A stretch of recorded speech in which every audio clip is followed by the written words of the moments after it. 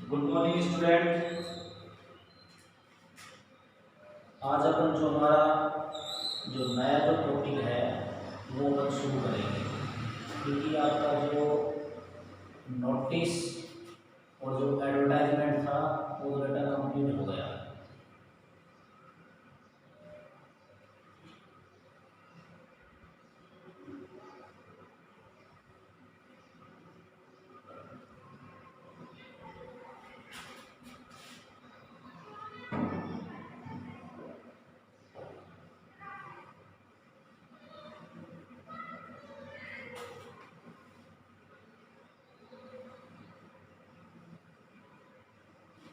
आज जो अपना नया जो टॉपिक है वो है बेटा लेटर।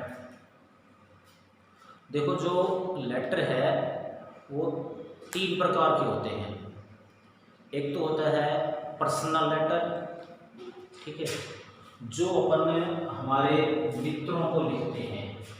जो पर्सनल जो लेटर है वो हम हमारे मित्रों को लिखते हैं, ठीक है, जिनको अपन बाय फेस बाय एड्रेस जानते हैं।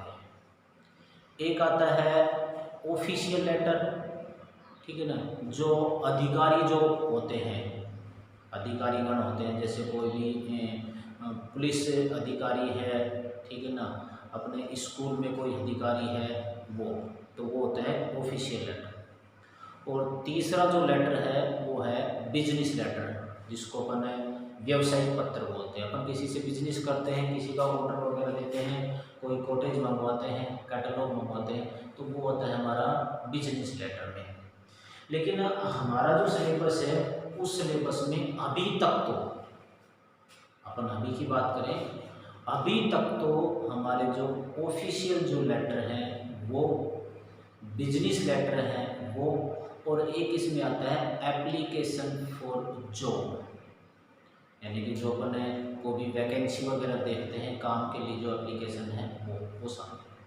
तो ऑफिशियल लेटर, बिजनेस लेटर और एप्लीकेशन फॉर जॉब, ये जो तीन प्रकार के जो लेटर हैं वो हमारे जो सिलेबस है उसमें इंक्लूड है। अच्छा, इसके लिए बेटा मैं सबसे पहले आपको जो लेटर है इसका जो फॉर्मेट है वो बताता हूँ, ठीक है ना। फॉर्मेट को यदि आपने अच्छे से पढ़ लिया, समझ लिया, तो फिर लेटर बिल्कुल आसान हो जाएगा। तो सबसे पहले इसका जो फॉर्मेट है वो अपन शुरू करते हैं। एक बात का ध्यान रखना, मैं यहाँ पर एक लाइन खींच रहा हूँ, ठीक है ना। आपकी कॉपी वगैरह नोटबुक वगैरह में तो है ही लाइन खींची हुई है, ठीक है ना। इसको चार दीवारी नहीं लेना है। अब कोई भी जो हमारे टॉपिक आएंगे उसको जो बाउंड्री है, ठीक है ना, उस बाउंड्री में नहीं लेना है। मैंने इसलिए खींची है कि अब जो भी आप लिखते हैं आप उसको इस लाइन से इधर नहीं जान देना है, यानी कि बिल्कुल एक स्टेट में आना चाहिए, बिल्कुल सीधा आना चाहिए। तो जब हम फॉर्मेट शुरू करते हैं तो सबसे पहले अपन क्या करते हैं, एड्रेस। ये एड्रेस किस चीज का होगा, ठीक है, जिस स्थान पर आप रह रहे हैं, ये है आपका एड्रेस, ठीक है। क्योंकि बिजनेस लेटर है, ठीक है ना, तो ये बिजनेस लेटर अपन कहीं का से कहीं से का भी लिख सकते हैं। तो जो आप जिस स्थान पर आप रह रहे हैं उस स्थान का क्या आएगा, एड्रेस है। जैसे मैं लिख देता हूँ, ये जरूरी वो एड्रेस है,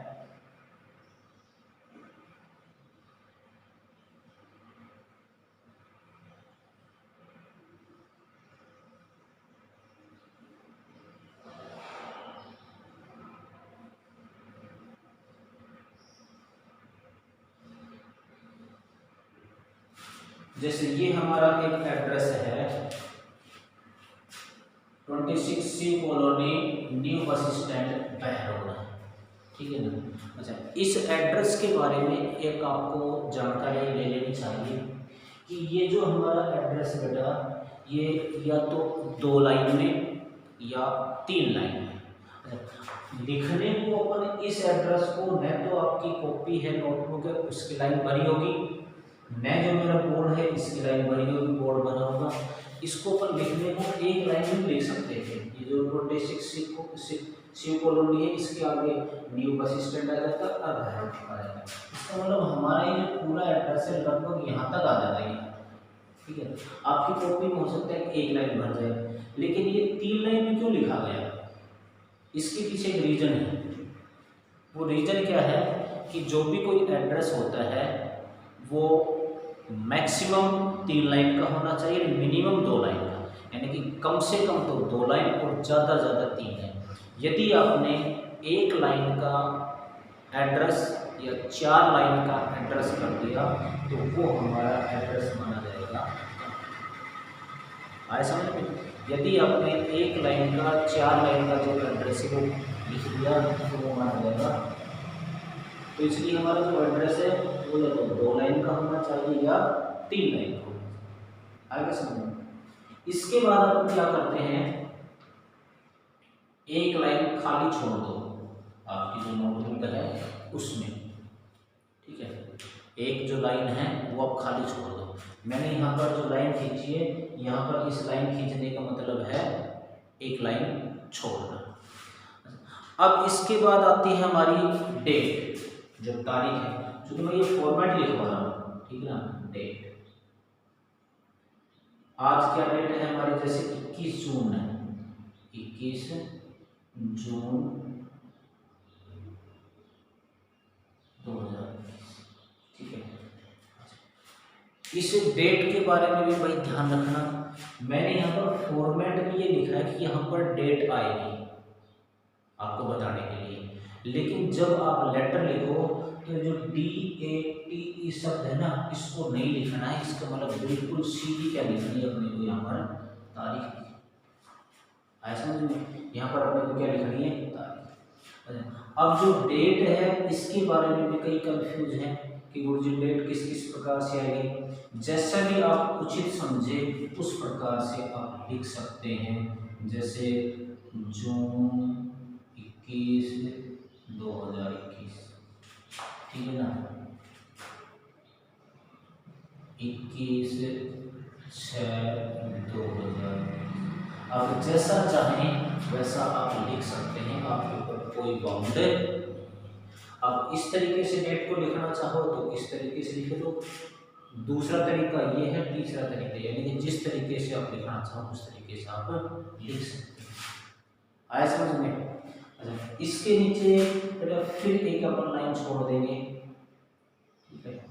ये हमारे नियम के तहत है, एक लाइन छोड़ देंगे। इसके बाद अपन क्या करेंगे कि जिस स्थान के लिए अपन लिख रहे हैं, जिसको अपन ये जो लेटर है वो लिख रहे हैं, उसका जो एड्रेस है वो आएगा।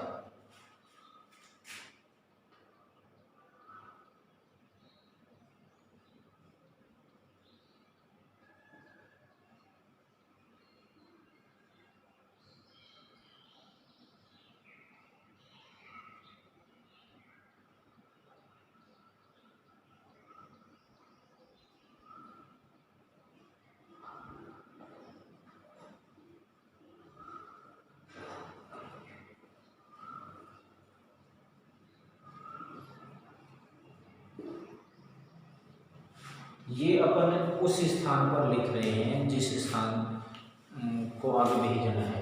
जैसे 10/14 मालवीय नगर रेलवे स्टेशन जयपुर। इसका मतलब ये तो हमारा शोरूम का एड्रेस हो गया, ये तारीख होगी, और ये जिसको अपन लिख रहे हैं उसका एड्रेस हो गया, ठीक है। इस एड्रेस के बारे में भी यही है कि भाई एड्रेस है वो हमेशा 2 लाइन का या 3 लाइन का होना चाहिए। अच्छा, अब कईयों के दिमाग में एक चीज़ बैठी होगी कि गुरुजी आपने यहाँ पर तो बहरौल लिख दिया और यहाँ पर जयपुर लिख दिया। बेटे ये जो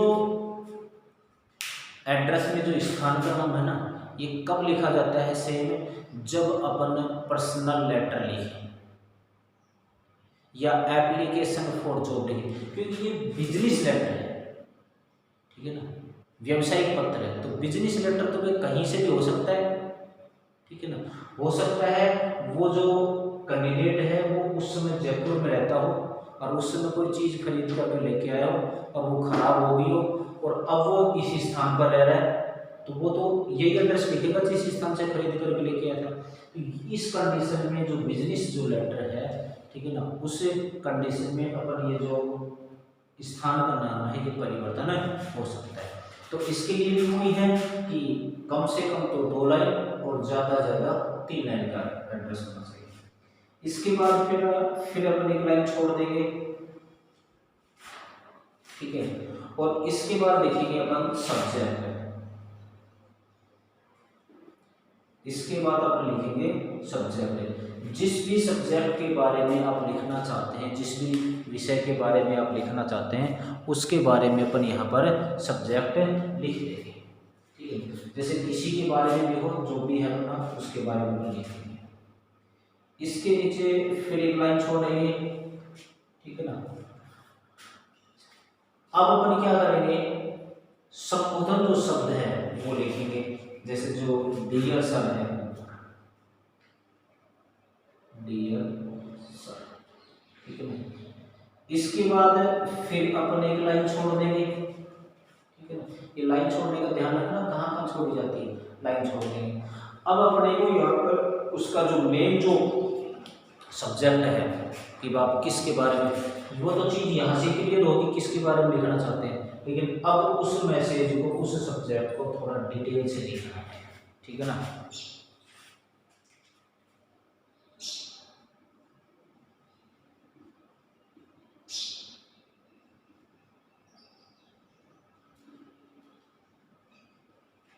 जैसे I am sorry to say that, मुझे यह कहते हुए दुख प्रतीत होता है या दुख होता है कि।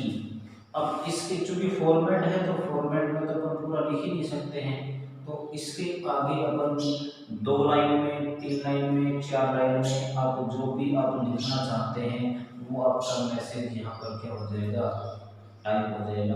अब 2 लाइन में, 3 लाइन में जो भी आप लिखना चाहते हैं वो यहाँ पर लिख दीजिए आप। अब जो भी लिख दिया उसके नीचे आपको क्या करना पड़ेगा, एक लाइन छोड़ना पड़ेगा, ठीक है ना।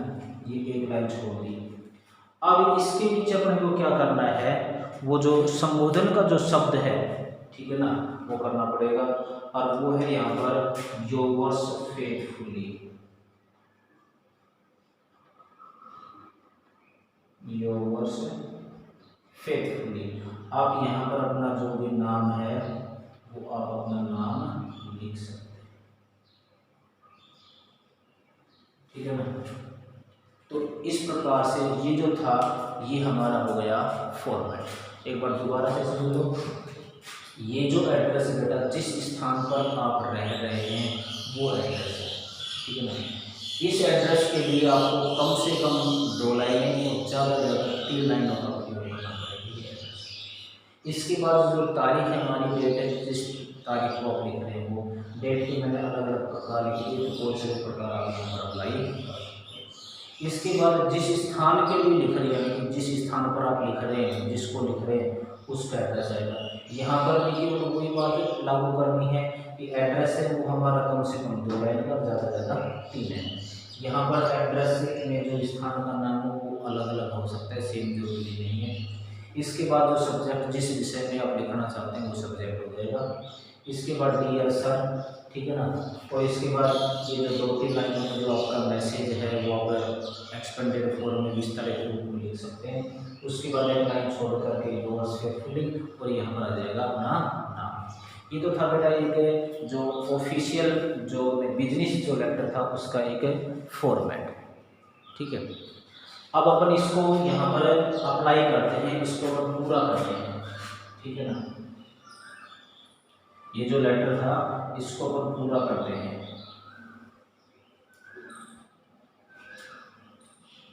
तो बाकी एड्रेस तो आपको समझ में आ गया होगा, मैं जस्ट इसके आगे क्या कर देता हूँ, ये मैं पूरा कर देता हूँ, ठीक है।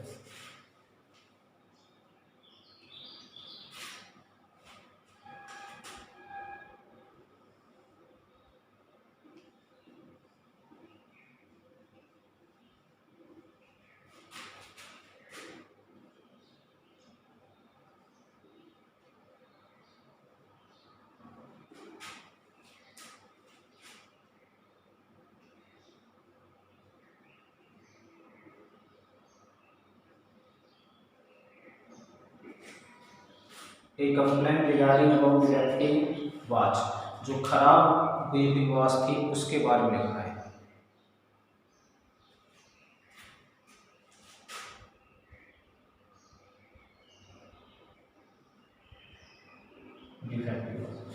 I am sorry to say that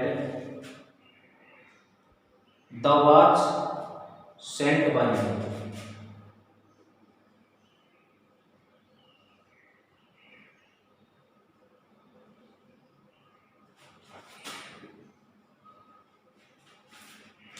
मुझे ये कहते हुए दुख प्रतीत होता है, या मुझे ये कहते हुए दुख है कि जो घड़ी आपने भेजी थी इज नॉट वर्किंग प्रॉपरली। जो घड़ी आपने भेजी थी वो उचित रूप से काम नहीं कर रही है। पर मशीनरी है, ठीक है ना, मशीनरी कोई भी गड़बड़ हो सकती है, ठीक है ना।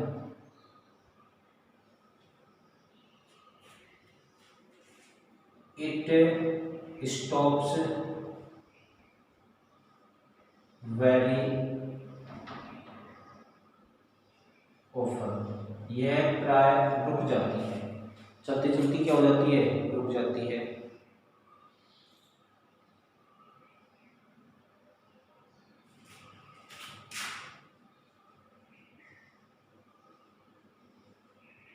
द पार्सल, जो पार्सल के माध्यम से आपने भेजी थी, रिसीव्ड इंटेंट, वो मुझे अभी अभी मिला है। आपको तो हो सकता है कि भेजे हुए आपको तो 10 दिन 15 दिन हो गए होंगे, लेकिन जिस पार्सल के माध्यम से आपने मुझे घड़ी भेजी थी वो मुझे अभी अभी क्या है, मिला है।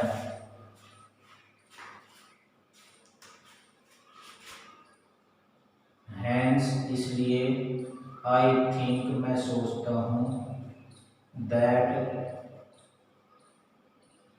There is mechanical,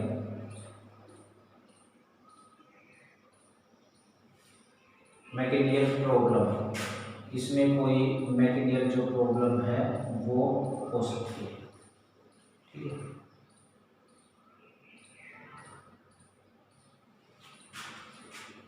I am sending the watch, मैं जो घड़ी है वो मैं आपको वापस भेज रहा हूँ।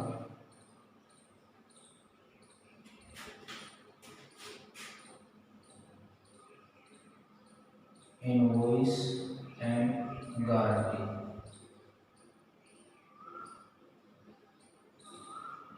गारंटी कार्ड, जो आपका जो गारंटी कार्ड है वो आपका जो गारंटी कार्ड है वो भी आपको वापस भेज रहा हूँ।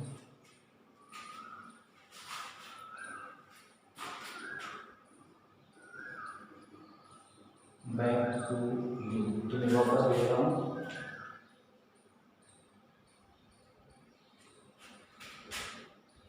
And I request to you to repair and resend, और इसको रिपेयर कर करके इसको वापस भेजने की मैं आपसे क्या करता हूँ, रिक्वेस्ट करता हूँ, ठीक है ना। इसके बाद आपने 2-3 लाइन में जो भी आपने लिखा है उसके बाद अपना एक लाइन छोड़ देंगे और यहाँ पर जो भी आपका नाम है वो आ जाएगा,